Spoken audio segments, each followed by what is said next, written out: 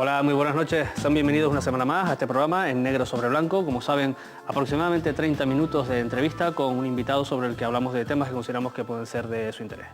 Esta noche, y por las fechas en las que estamos, es evidente, vamos a hablar de política. Vamos a hablar de política y de campaña electoral. Y tenemos el placer de tener como invitada en este caso a doña Cristina Narbona, ministra de Medio Ambiente del Gobierno de España y dentro de la lista del Congreso de los Diputados, número 4 por Madrid.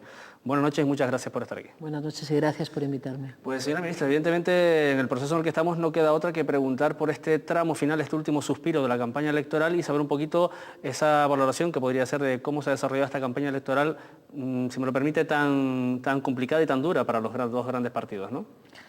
Desde el Partido Socialista vemos claramente como cada día que pasa hay una mayor movilización de la ciudadanía y creemos que esta es una magnífica noticia. En democracia lo bueno es que voten cuantas más personas mejor.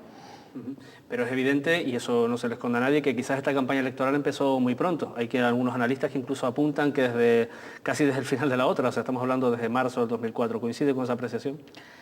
A mí me parece que cuando hablamos de que se está en campaña electoral en los últimos días es el momento álgido, pero en realidad en campaña electoral estamos durante toda la legislatura, porque desde el primer momento estamos actuando conforme o no las promesas que hemos hecho a los ciudadanos y cumpliendo o no los compromisos. Por eso, para el Partido Socialista, esta es una campaña en la que nos sentimos muy cómodos, porque el gobierno de Zapatero ha cumplido desde el primer momento sus compromisos y por eso ahora podemos llegar a la campaña electoral, yo creo que con los deberes bastante bien hechos y dispuestos a pedir de nuevo la confianza de los ciudadanos. Pero no me negará que quizás esta legislatura ha sido marcada evidentemente por un alto nivel de crispación entre gobierno y oposición, oposición y gobierno. Eso a la hora de llevar a cabo la labor de gobierno no ha tenido que resultar nada fácil, supongo. Nunca es bueno que la oposición se centre en temas tan delicados como la lucha contra el terrorismo y esa ha sido la principal ocupación del Partido Popular. Sin duda, en estos momentos eso supone un lastre, creo, en primer lugar para el propio Partido Popular, porque no existe ningún país en el mundo civilizado donde la oposición no haya apoyado al gobierno en la lucha antiterrorista. Es más, así estaba escrito en el famoso Pacto por las Libertades y contra el Terrorismo que en su día Zapatero ofreció a Rajoy y que el Partido Popular de alguna manera ha hecho suyo. Bueno, pues los primeros artículos de ese pacto lo que dicen es que la oposición apoya al gobierno, sea quien gobierne, en la lucha contra el terror. Usted atesora una amplia experiencia como política, nos valdría recordar los cargos que ha tenido tanto como secretaria de Estado, directora general en la Junta de Andalucía, concejal, creo, si no recuerdo mal, en Madrid, también diputada por Almería y ahora por Madrid, y también miembro de la Ejecutiva Federal del Partido Socialista. En toda esta vida política, calificaría como excepcional lo vivido en esta legislatura, referido, volviendo al tema quizás un poquito del enfrentamiento entre la clase política. Yo diría que en esta legislatura se ha radicalizado mucho más que nunca la posición del Partido Popular. Yo lo percibo muy bien trabajando desde las instituciones. Hace 14 años, cuando era secretaria de Estado de Medio Ambiente y Vivienda, se mantuvo hasta el último día de la legislatura una capacidad de trabajar con comunidades autónomas gobernadas con el Partido Popular, incluso en aquel momento en el que ya se veía que terminaba la etapa de gobierno socialista. Hasta el último día conseguimos acuerdos. En cambio, en esta legislatura tengo que lamentar que las comunidades autónomas del Partido Popular desde el primer momento han tenido una actitud beligerante contra la acción del Gobierno de España. Creo que como consecuencia de no haber aceptado el Partido Popular los resultados de las elecciones de hace 4 años. Evidentemente no podríamos dejar de hablar de estos dos grandes hitos que han sido en esta campaña electoral, como son los debates electorales de los pasados días. ¿Considera que a lo mejor, como tantos analistas dicen también, estos debates realmente no sirven para ganar muchos votos, pero sí para dejar de perderlos? O sea, prefiero, es más fácil perder en un debate apoyos que ya se tenían que otros que pudieran buscarse a través del debate dialéctico, muy encorsetado, todo hay que decirlo, entre los dos candidatos. ¿Estos debates después de 15 años son, digamos, un síntoma de salud democrática del país? Sin ninguna duda. Yo creo que aunque no supongan grandes cambios en la posición del futuro elector, sí que trasladan mucha información a la ciudadanía sobre qué piensan de los grandes temas los dos grandes partidos nacionales. En ese sentido, sean bienvenidos, porque aunque no cambien la posición de voto de nadie, al menos es un voto mucho más consciente. Y dentro de las campañas electorales parece ser que se ha perdido, o al menos esa es la impresión que yo mantengo, se ha perdido un poco el debate ideológico. Estamos hablando más de un debate de pocas propuestas, si me lo permite, y muchos gestos. ¿Esto, de cara a convertir la política, digamos, en un espectáculo más, puede ser bueno, es positivo para, la democracia española? No, y además creo que el Partido Socialista se diferencia claramente por los valores que defiende. Miren, el Partido Socialista defiende, por ejemplo, el valor de la igualdad entre quienes viven en este país y quienes viven en cualquier otro país del mundo, entre quienes han nacido aquí y trabajan con nosotros y los que han nacido fuera y trabajan con nosotros, la igualdad entre el hombre y la mujer.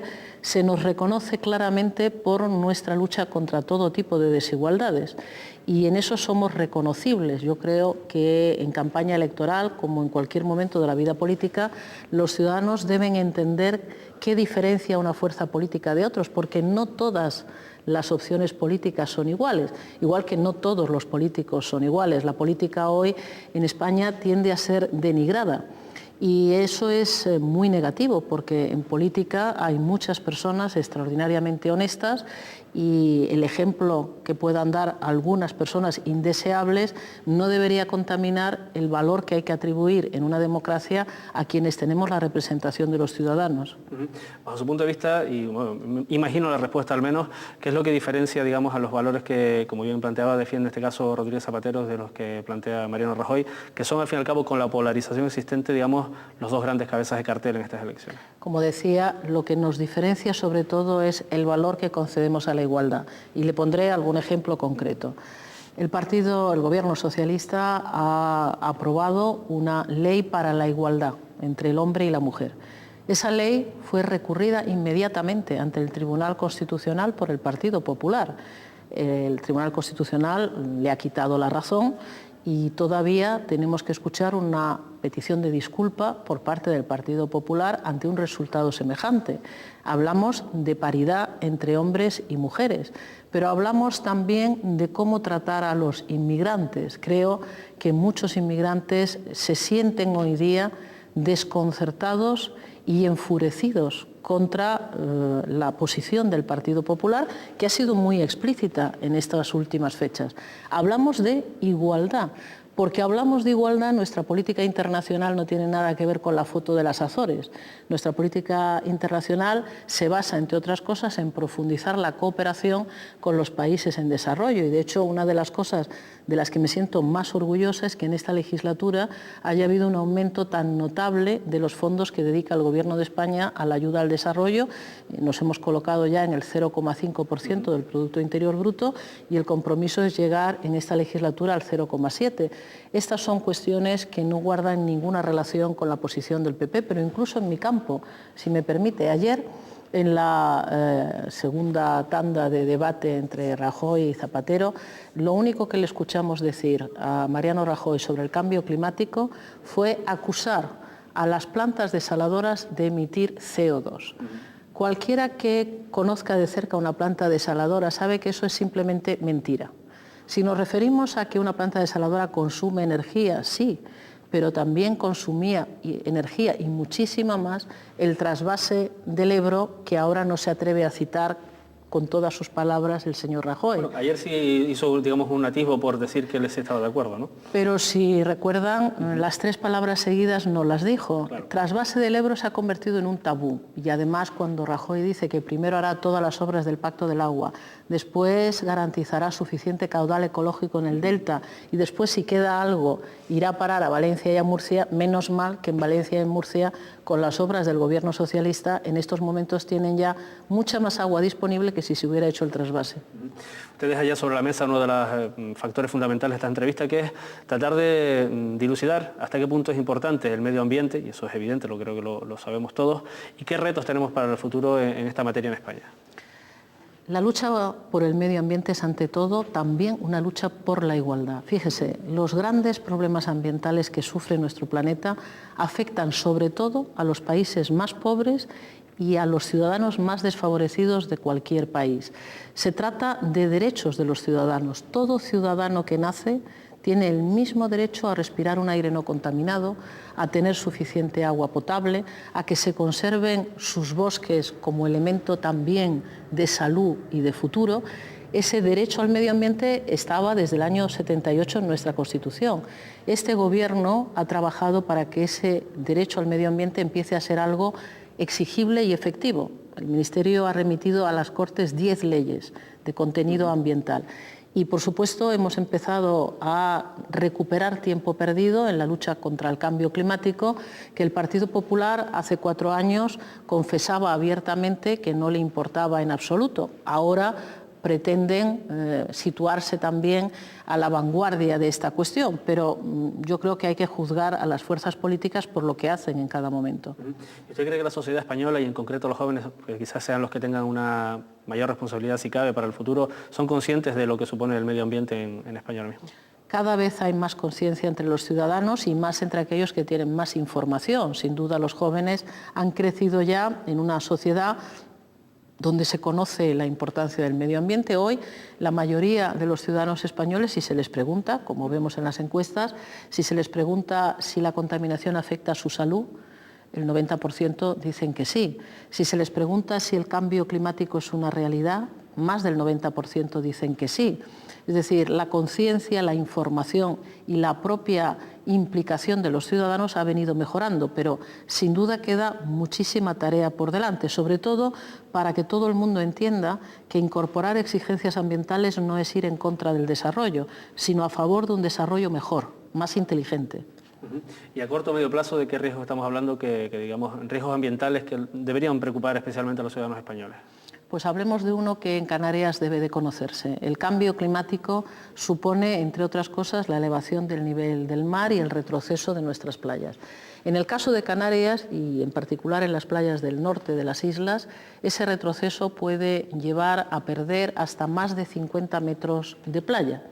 Ahora que en torno a la recuperación de dominio público en aplicación de la Ley de Costas se hace mucho ruido, yo creo que con mucha demagogia o mucho desconocimiento, hay que recordar que quienes viven tan cerca del mar pueden encontrarse en muy poco tiempo en una situación de absoluta precariedad y que para preservar la calidad de la oferta turística de un litoral tan hermoso como el de Canarias, es bueno que vayamos acostumbrándonos a ocupar el territorio del litoral cada vez más alejados de la actual línea de mar, porque esa línea de mar se está moviendo. Pero quizás los ciudadanos no perciben ese movimiento, ¿no? O sea, estamos hablando a medio plazo y a lo mejor ellos lo que ven, digamos, es el día a día y el hecho de que, bueno, evidentemente con la legislación en la mano, algunas de esas construcciones son ilegales y deben desaparecer.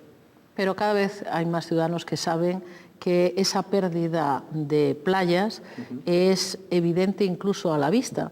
Hoy he estado, por ejemplo, en Guía de Isora, en zonas donde la construcción cerca del litoral en su momento ha interrumpido lo que era una aportación de sedimentos, de pequeñas torrenteras. Eso, unido al avance del mar por efecto del cambio climático, hace que cada vez sea más estrecha la franja de arena existente. Por eso tenemos que hacer regeneración de playas, intentando volver a dotarlas de arena. Y eso lo ve todo el mundo, ve cómo se pierde arena cada vez más por los temporales, pero también porque hay menos aportación desde tierra.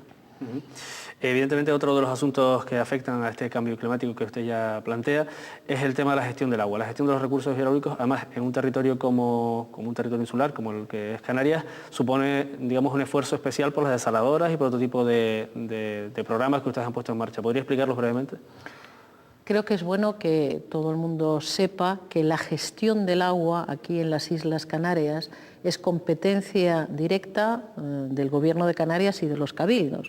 Y por lo tanto hay un Consejo Insular que es quien gestiona el agua. Otra cosa es que el Gobierno de España colabora con una inversión muy elevada en la construcción de determinadas infraestructuras tanto de depuración y reutilización de agua como en las plantas desalinizadoras.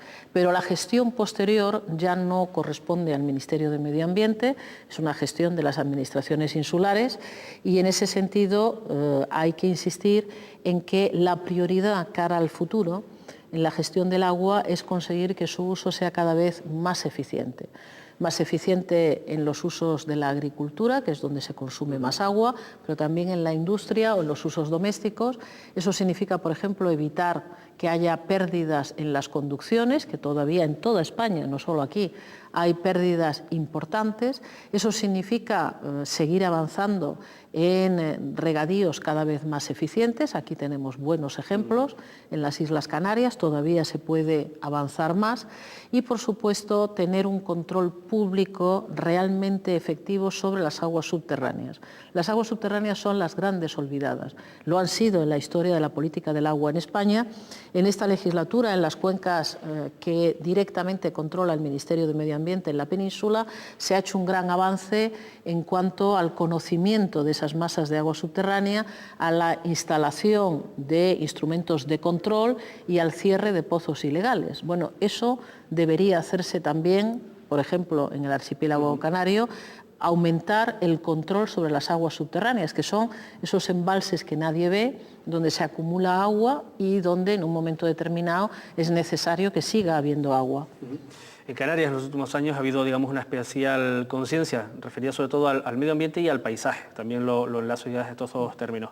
Referido a esto, evidentemente hay una pugna social en saber realmente hasta qué punto se puede seguir urbanizando este territorio y hasta qué punto eso entra en colisión con el medio ambiente y con el paisaje, en ocasiones único que disfrutamos. Desde su punto de vista, ¿dónde está el equilibrio entre estas dos cuestiones? En primer lugar, creo que hay que respetar los espacios que se declaran como espacios protegidos. Hay un amplio abanico de figuras de protección, pero las Islas Canarias son extraordinariamente ricas desde el punto de vista de la biodiversidad y por eso un 40% del territorio del archipiélago está dentro de alguna figura de protección. Hay más de 170 espacios que pertenecen a la Red Natura 2000, 4 parques nacionales. Bien, en esos ámbitos es evidente que la protección es superior y por lo tanto incluso está prohibida la construcción directamente en lo que son los parques nacionales. Se permite en cambio con distinta graduación en otro tipo de espacios protegidos. Pero en las islas se concentra la construcción en el litoral. El litoral, las áreas más metropolitanas, y hay grandes espacios donde no hay prácticamente edificación. Lo que hay que intentar es que la construcción en el litoral vaya ordenándose de una forma más sensata. Cuando se habla de desarrollo sostenible, a mí a veces me gusta más decir desarrollo sensato o desarrollo razonable, porque cuando hacemos un uso excesivo del territorio y sobre todo del litoral, acabamos matando la gallina de los huevos de oro. Hoy, que estaba en Guía de Isora, allí podía ver cómo cuando un alcalde se plantea un uso más razonable del espacio de su término municipal, el resultado es infinitamente mejor, incluso desde el punto de vista de la calidad del turismo que acude. Eso en algunas partes del archipiélago es más difícil hoy plantearlo porque ya se ha ocupado demasiado territorio, pero cara al futuro yo creo que las administraciones que tienen la competencia en el urbanismo y la ordenación del territorio deberían de ser extraordinariamente exigentes ante nuevos crecimientos urbanísticos. Primero, porque hay una cierta saturación en el mercado inmobiliario, y eso es evidente, y esa es una oportunidad también para dirigir la actividad económica en España y también en Canarias hacia otro tipo de sectores, hacia el sector de las energías renovables, de las telecomunicaciones, de la investigación, y por otra parte, porque efectivamente si no se mantiene una cierta prudencia en el crecimiento de un núcleo urbano, después surgen problemas que ni siquiera son solo ambientales. Estoy pensando en la congestión de equipamientos sociales, de atención, por ejemplo, a personas mayores o atención sanitaria. Cuando hay una excesiva congestión del territorio, aparecen otro tipo de problemas. Otra de las cuestiones que ha sido contestada socialmente, digamos, en Canarias, bueno, en Tenerife concretamente, ha sido el debate sobre las grandes infraestructuras. Grandes infraestructuras que a veces ocupan o afectan a determinados espacios naturales queridos o, digamos, o protegidos por la población. Le quería plantear abiertamente en qué momento estamos y qué es lo que piensa, en este caso, el gobierno de Rodríguez Zapatero, el que termina ahora y a lo mejor el que viene o el que no, ya lo decidirán los ciudadanos el próximo domingo, sobre infraestructuras como el puerto industrial de Granadilla, que como sabe ha sido especialmente contestado en la isla de Tenerife, e incluso las voces de 56.000 personas no pudieron oírse en el Parlamento de Canarias, que evidentemente no es el ámbito de su actuación, pero bueno, ahí está ese dato, ¿no? Al principio de esta legislatura nos encontramos con un proyecto absolutamente desmesurado. Y el Ministerio trabajó con las instituciones canarias, con la autoridad portuaria, para reducir significativamente ese proyecto y para evitar que la construcción del puerto tuviera una incidencia negativa sobre espacios protegidos, sobre fondos marinos. El trabajo que se ha hecho ha convencido a la Comisión Europea. En estos momentos la Comisión Europea considera de manera favorable la construcción de ese puerto con todos los condicionantes ambientales que el Ministerio ha incorporado en el trámite ambiental. Habrá un seguimiento de la obra y de las actuaciones asociadas a través de una comisión de la que forman parte representantes de la propia Comisión Europea. Por lo tanto, en España tenemos la suerte de formar parte de un espacio europeo donde hay normas muy exigentes en materia ambiental y yo creo que también debemos remitirnos a ese juicio superior. Así hemos trabajado desde el Ministerio. Nos quedan apenas 4 minutos de entrevista y sí quería también plantearle en clave canaria y en clave política algunas cuestiones al final de esta entrevista. Ahora mismo, ¿cómo valora usted el trabajo que están haciendo sus compañeros en el Partido Socialista en Canarias? Es una situación para ellos, tal y como lo dicen a diario, complicada, después de haber obtenido unos buenos resultados electorales y no gobernar en virtud del pacto Coalición Canaria-Partido Popular. Aunque no gobernemos en Canarias, esos buenos resultados estoy segura de que se van a sentir también en los resultados del próximo día 9 de marzo y las expectativas son sin duda buenas, pero una vez más hay que pedirle a todo el mundo que vaya a votar, porque la estrategia del Partido Popular, explícita además, es intentar que los votantes más progresistas se queden en casa. Y yo creo que el presidente Zapatero, con ocasión de los debates públicos, ha hecho también un ejercicio de humildad. Ha reconocido que muchas cosas todavía tienen que mejorarse, sin ningún género de dudas. Y ha comprometido su palabra en seguir adelante, sobre todo en lo que son las políticas sociales y el ajuste de nuestra economía ante lo que es en estos momentos una situación de desaceleración muy centrada en el sector de la construcción.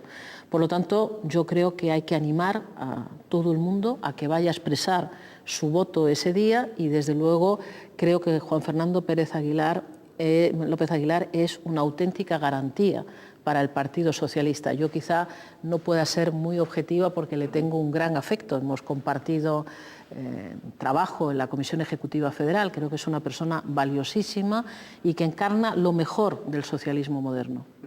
Y también, bajo su punto de vista, considera que a lo mejor este pacto en Canarias puede, en el caso de que estuviera la cosa reñida en el Congreso de Diputados, podría ser la antesala, digamos, de un acuerdo en el cual los nacionalistas del estilo Coalición Canaria apoyaran al Partido Popular en virtud de estos acuerdos, digamos, del extrarradio, en este caso de Madrid.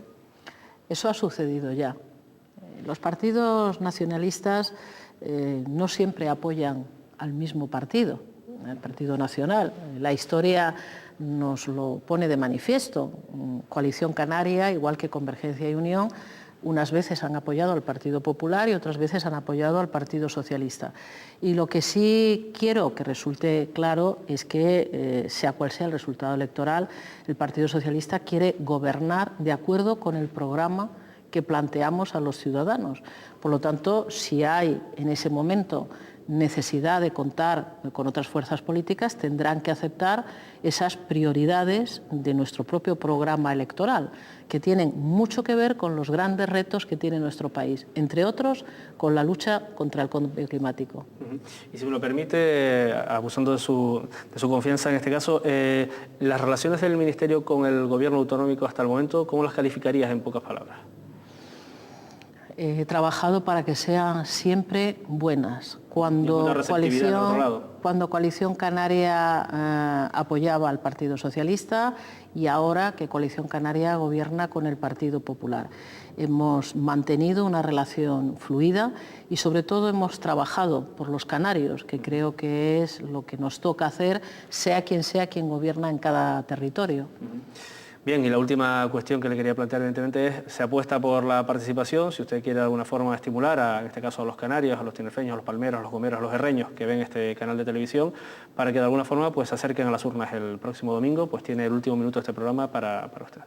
Muchas gracias. Yo quisiera hablar como responsable de un ministerio que ha multiplicado por 3 el esfuerzo económico en Canarias para luchar contra los incendios forestales, que ha multiplicado por 2 el esfuerzo económico en los parques nacionales, que ha aumentado significativamente la inversión tanto en la política de costas como en la política del agua y que ha tenido siempre muy claro las características propias de Canarias, como una región ultraperiférica que requiere un esfuerzo suplementario por parte del Gobierno de España.